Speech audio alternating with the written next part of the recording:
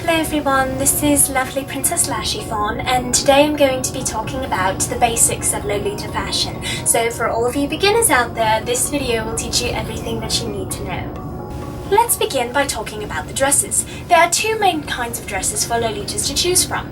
This of course being the JSK or jumper skirt, and the OP or one piece.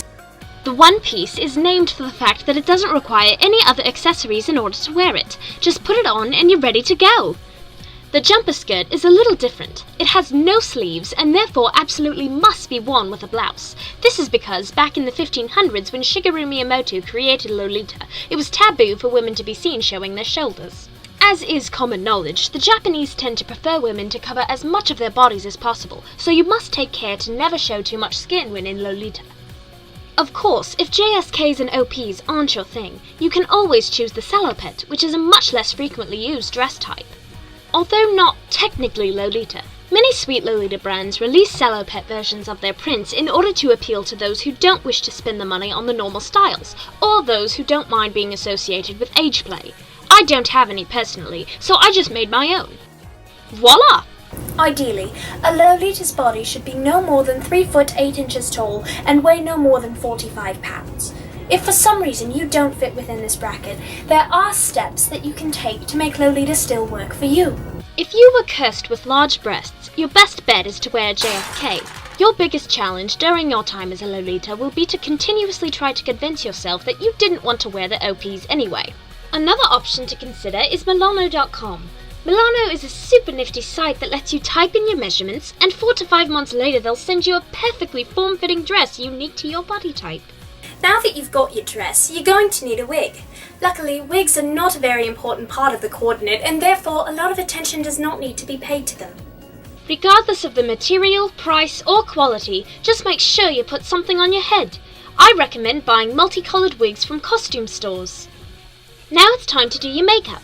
The goal here is to make yourself as Japanese as possible, so use a very light foundation and try not to blend it in. Use as much blush as you possibly can, and glue on some fake eyelashes to complete the kawaii anime look. If you really want to go one step beyond, buy some stick-on body jewels from the sex shop and put them on your face. Now cover your eyelids and lips in varying shades of pink, and you're ready to go! To complete your coordinate, you're going to need socks, shoes, and accessories. You always want to mix as many shades of the same colour as possible, or just go the extra mile and wear all the colours of the rainbow. Sugoi! The best way to find accessories to match your dress is to look online at Etsy stores, or to just make them at home. Just take a lump of clay and paint it pink, claim that it's a macaron, and you're done! Oh no! That's a pretty boring looking iPhone you've got there. Why don't you slap on a Deco Den case? If you don't have one, spread some superglue on the back of your phone and sprinkle it with glitter, buttons, stickers, figurines, and anything else you might find. Now that we've talked about how to put together a proper coordinate, we need to talk about things that you should definitely never do in Lolita. You should definitely never carry around stuffed toys, as this gives off the impression that Lolita is meant to be age play. Carrying stuffed animals or baby dolls around with you will attract more pedophiles than usual.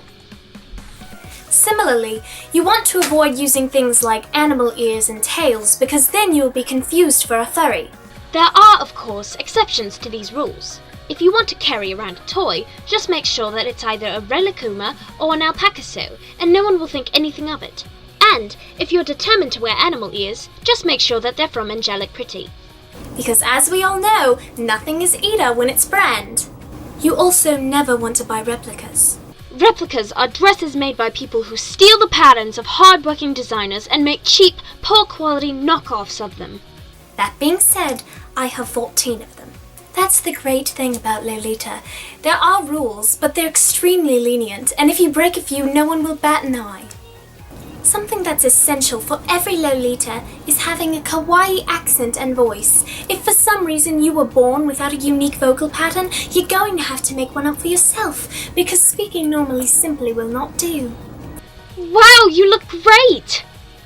Wait a second, you eager beaver-chan. Don't you think you ought to find some kawaii friends to go out with you? We need to find you a com. One of the most crucial parts to being a Lolita is joining a comm.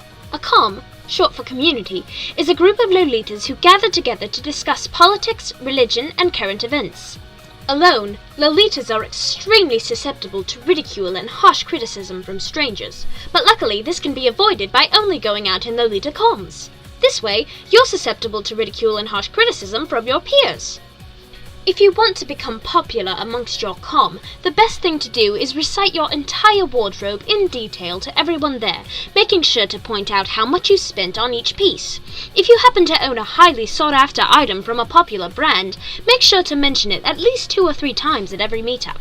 This is the quickest way to gaining the other Lolitas' approval and respect. We're almost done. Let's just go down the Lolita checklist, shall we? Lolita is an extremely easy fashion to get into, and I hope that these tips have encouraged all of you who are interested in joining our loving community. If for some reason you run into a meanie bobini, I recommend joining SOC. Until next time everyone, this is lovely Princess Lashyfawn.